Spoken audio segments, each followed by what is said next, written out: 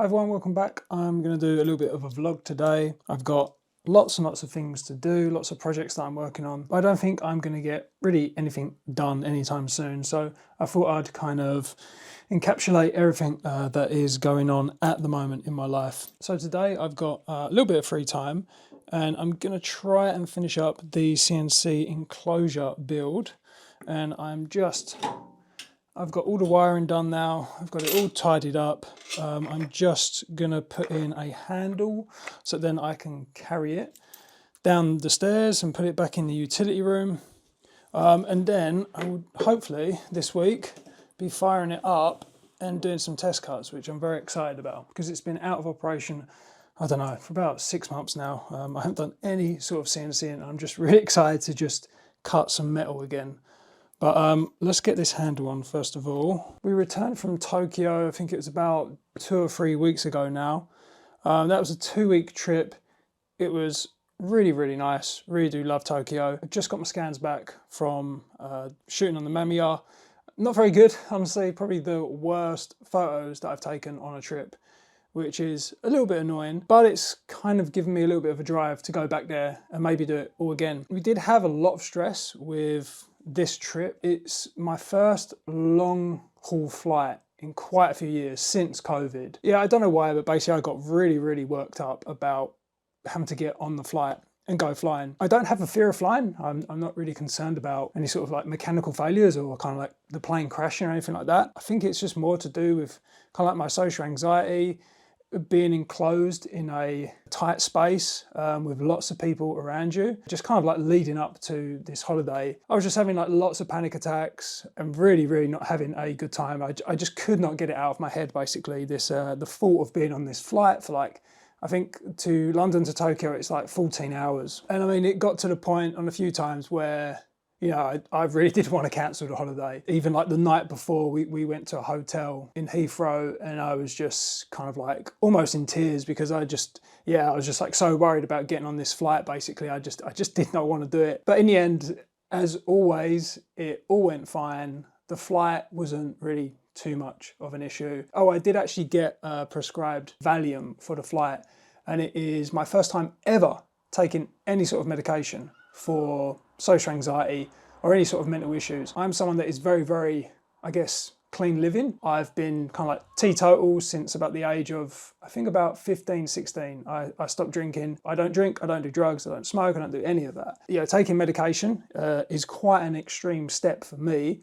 But yeah, I was just in an absolute state the last few months leading up to this holiday. And obviously I've heard all of the horror stories of, you know, taking benzodiazepines. Yeah, I was thinking I was going to take it straight away and just be hooked on them and just become like a drug addict. It's really not like that at all. I took, on the flight there, I didn't take any. I was actually surprisingly very, very calm in the airport. And I was just kind of excited about going to Tokyo.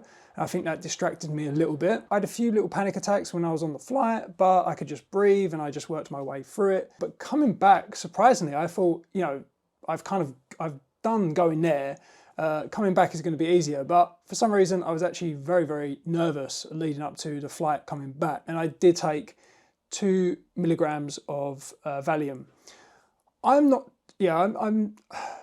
don't have a huge experience with this. I'm not too sure exactly what it does, to be honest with you. Yeah, I'm kind of thinking it's going to be like a high, you know, it's going to make you high. I'm going to be kind of like buzzed out. If anything, you know, I feel like it didn't really do anything, but my partner Lakshmi, she did say that, you know, I was definitely a little bit more calmer. It was my first time of at least taking medication. I do feel like it helps. It definitely does feel like if I've got to get on a flight in the future, for instance, I know that I can take a Valium and it's maybe going to take the edge off a little bit. It's to me, it's not like something I want to be taking every single day. I have, yeah, no inclination of, you know, taking it really for other situations apart from something like that where I am literally, you know, I am locked in this cabin for 14 hours. If I do want to leave, you know, I can't, basically. And I think that was what was the big thing about getting on this flight. It was like, once those doors close and I'm up in the air, you know, you can't do anything about it.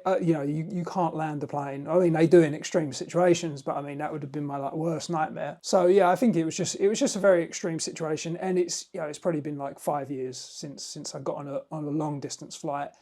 And the flight before, when we went to Tenerife, which I did a Mamiar series for, I had a really bad panic attack on the flight. Basically, it was Ryanair. It was crowded. It was horrible. Yeah, it just was not a very good experience. And I think that kind of added to me getting so worked up about this flight. But anyway, so we did the holiday. It was amazing. It was unfortunately a lot of stress before, which kind of ruined the excitement of the holiday for me and Lakshmi as well. But hopefully, yeah, in future trips, it will hopefully be better, and I won't be as worked up about that.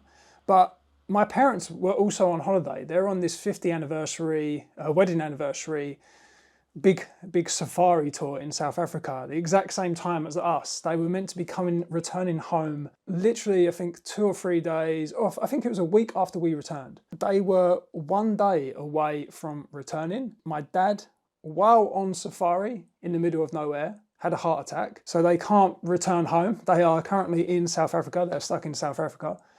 He's just had a heart bypass surgery and he's doing fine. He's recovering, but obviously, yeah, like a very, very, very stressful situation for all of us, especially for my mum. She's obviously just in South Africa by herself, obviously taking care of my dad. I feel like we are kind of over the main hurdle of it now. They was really unsure of how to do or how to correct this issue of a blocked artery, if it was going to be a angioplasty or if it was going to be heart bypass. Obviously, heart bypass is a much more serious operation than just putting in a stent or something like that. But they couldn't. So also, obviously, at home you've got the luxury of being on the NHS and it all being taken care of for free.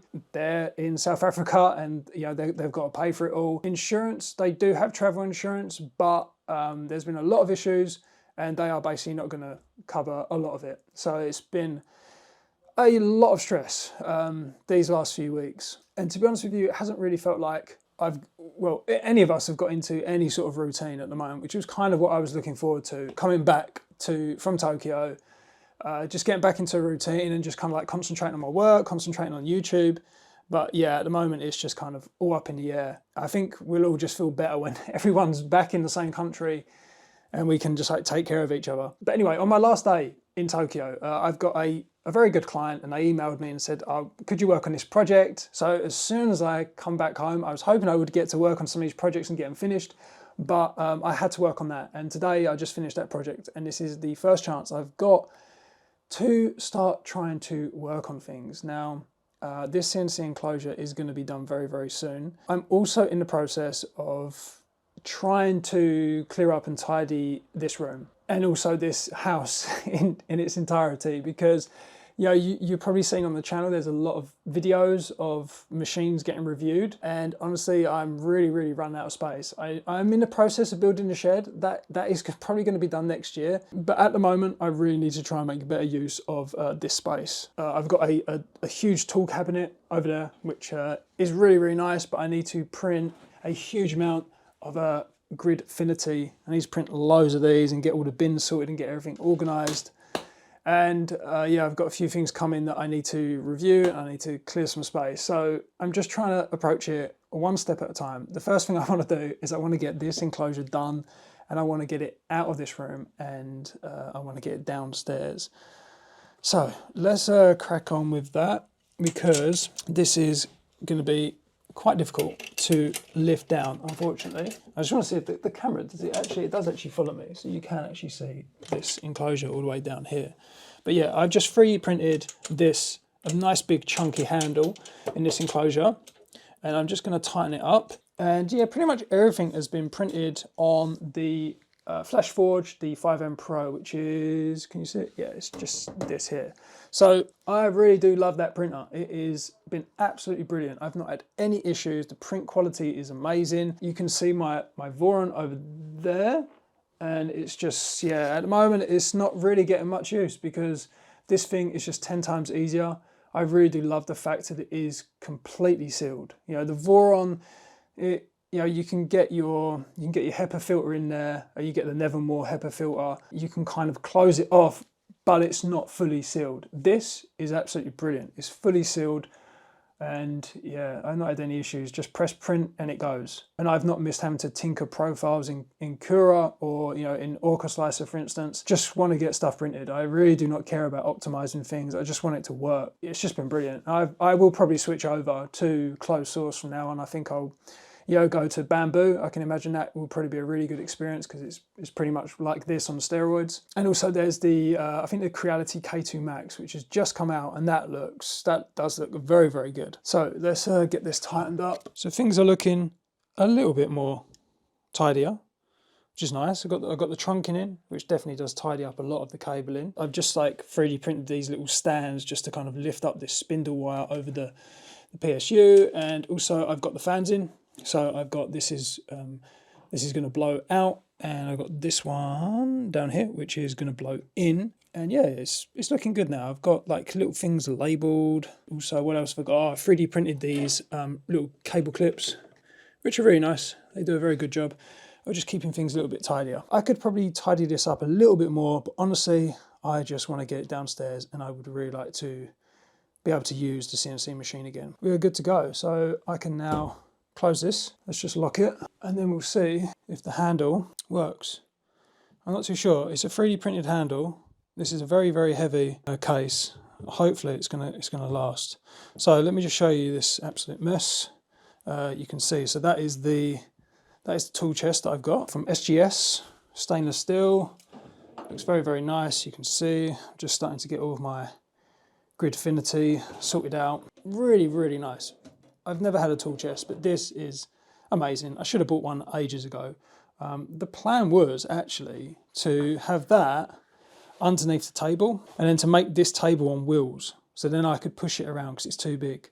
As you can see, I have dismantled the screen printing frame that was going around the table. At the moment, I am in no position to do any screen printing whatsoever, so I've just decommissioned it. I think this room is going to become much more than just a screen printing room, so it really needs to accommodate absolutely everything. And it was just too big. It's taking up too much space. I don't really do much screen printing at the moment because I do not have the time to do it. So the plan was to put that underneath the table to build 2 more legs, and then I can move it all around. But I really do like where it is at the moment. I would really like 2, but they are pretty expensive. This was like £530 from SGS. And another one would easily go underneath here, maybe even more than that. Also, you can see that this is me trying to like organize things. Got some nice racking up here. I got the 5M Pro. I specifically bought the racking for the 5M Pro because it was just on the floor here on this box. These shelves that I have with all my current 3D printing, they're nowhere deep enough to hold the 5M Pro. You can see that it's quite a deep 3D printer, especially when you've got a filament on the back of it. That is where this room is currently at. It's a bit of a mess as usual, but hopefully it is going to start to be cleaned up. So I've got it in the utility room now. This handle did come in handy, and it just about fits underneath. As you can see, I had to raise up my enclosure with some blocks so I could get this underneath.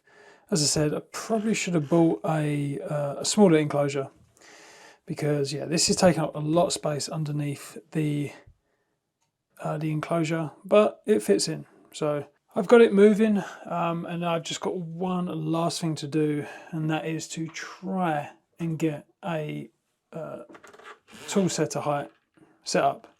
So this will plunge down and it will activate the probe in UCCNC.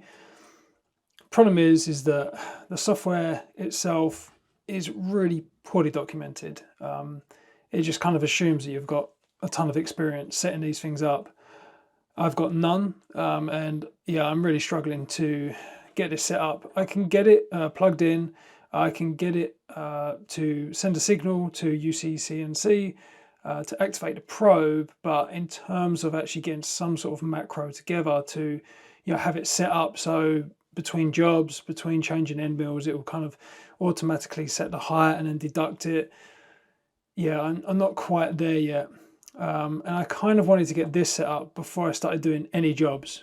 This is really important to me. This is kind of one of the main reasons why I switched over and did all of this, because I did want some sort of automated way to do like tool setting, height setting, and also to do probing, because that was always the thing that kind of screwed up whenever I was working with the previous setup. So I'm gonna have to go online, I'm gonna have to read through forum posts and try and find some information about ways to set this up, because there's not really many tutorials. I think I might actually put together a tutorial once I figured out how to do it, because there are tutorials on UCCNC on YouTube, but no offense, they are pretty terrible. The audio, the video is just not very clear. So I'm gonna try and make something a little bit more beginner friendly. So unfortunately, this is probably all I'm going to get to with this CNC project at the moment, because I've got a few more things to do upstairs. So while I'm researching about the CNC, I'm going to start working a little bit more on tidying up this room. If you remember, the tool chest was going to be used for this table, but I decided to keep that there, and I just built this very, very DIY, just rolling base for my table. Put this together in about 2 hours. Just chopped up some of the timber that I've got left over from the shed, chopped it up, pretty simple, just built a shelf, and then I've got these caster wheels on it, and I should have done this many years ago. This table has been sitting on just those what they call trestles, and no wheels, couldn't really move it around anywhere in the room, and it was just so annoying. Took up a lot of space as well. What's good about this is obviously now, you know, I can move it around, I can move it out of the way, and also I can bring it into the middle of the room so I can kind of walk all around it. So when I'm doing shooting and those type of things, makes it much easier. I should have done it years ago. I'm so glad I built it. It was a case of kind of perfection getting in the way of progress. I was put off from building this because I wanted to make it like a big project, and I wanted to kind of make a, you know, my ultimate workbench that could kind of have storage in it and ways that I could transform it to do like printmaking, but also use it for like shooting and stuff like that. And I just always put it off. But last weekend I just said, just build anything, doesn't matter what it looks like, just get it done and get it on some wheels. So you can see we've got a new laser setup. This is the next review that I'm working on. This beauty here is the X-Tools Safety Pro AP2, I think. It's basically a fume extractor on steroids. Really nice. I just started using it, and you know, kind of what you'd expect from X-Tool. It just works, and it just works really well. So that review is what I'm working on next. You can see I've got this like table in the middle of the room. The issue that I have is that I still can't really walk around it. I don't know how to get around this. If anyone can help me, but basically you can see here that this is kind of what happens, is that I have, you know, the stuff at the front, and then all of the cabling, all of the ducting, it all kind of just hangs off the table, and then I can't really walk around here, and I can't move my lights, I can't move my camera, and it's really annoying. I was thinking of putting one of these. I've got a huge power extension here with all of my plugs. I was thinking of like maybe just putting one underneath the table, but you're still going to have a cord going across. Yeah, I don't know. I was thinking of doing like ceiling, you know, putting just some like, I don't know, ceiling power, so it just drops down so I can always walk around it, but I'm not sure. I think that's going to look a bit ugly in the videos. Yeah, this is the current setup. I'm really happy with it though, because this is much better than the setup that I had, which was, yeah, a bit of a mess and not really any way to kind of move it and get it out of the way. So to do some of the testing, I bought a wind speed measurer. It's called I can never pronounce it, anemometer. It started making some rattling noise, and I took it apart, and you can see the bearing housing has snapped. I talked to the company online. I said, have you got replacement parts? Because this is all I need. I just need a little bit of plastic just to replace this. They said, no, it's cheaper to supply, or it's cheaper for them to just to buy another unit as opposed to trying to stock these parts. So I'm guessing it probably all just comes from China, and they're just sticking their own badge in it. I bought it because I was hoping that it's UK based. So I was thinking that, and it's more expensive, much more expensive than what you get on like Amazon. I thought this was going to be a little bit better quality, and I thought I'd be able to get parts for it and those type of things. But I'm pretty sure this is just a rebadged one from China, and they're all pretty much the same. You can get these on Amazon for like £20. This one from their site, I think it was like £80. So yeah, this was secondhand. So obviously the person that sold it to me has probably not used it for a while. I'll get a refund on that, but that's a bit annoying because I did want to use it to obviously be testing the this fume extractor. So I'm gonna have to wait until another one comes. It should be coming later today, and then I can crack on. Another little project that I'm working on as well is changing the storage in this room, and I'm going to be kind of doing what Adam Savage does with his Sortimo boxes. These are the Stanley Fat Max. These are the slim ones. You can get deeper ones. I've bought 4 here. I've got another one laying around somewhere, and I'm going to build a drawer system that can hold these. You can see I've just started testing the fit for it. I've got some files from printables that I'm going to be getting printed and getting it set up, because this system is really nice to use. I really like the fact that you can like take it off and I can like bring it to the table when I'm using it, which is really nice. You can see this is the current setup, and this is really what I want to replace. I want to replace this entire stack with like those T-Stak boxes. Problem with these is that they're just too deep basically, and stuff, it just gets buried one on top of another, and it just becomes a mess to kind of sort through it all. So that is the aim.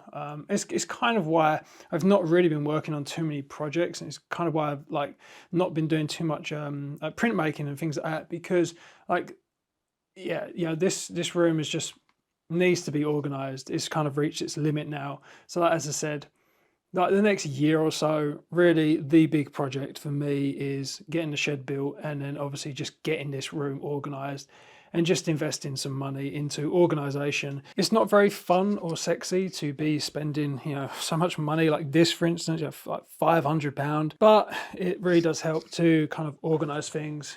You can see that I've just started to get things labeled up, and just trying to move things out of boxes. Just like even that, just using that, it just makes it so much easier. So yeah, anyone that is starting some sort of workshop or studio, do not go with these kind of like cheap, deep storage units. They're good for big things, but once you start getting into like electronics and you've got all little small components, switch over to like, some of these like slim drawers. Get like a Gridfinity setup. You will thank me in the long run, trust me. Thank you everyone for watching my vlog. If you've got any advice on ways to fix this power distribution issue that I've got with all these cables trailing over my desk, let me know in the comments below. It would be very much appreciated for any sort of advice. But that's it for today. I'll catch you later.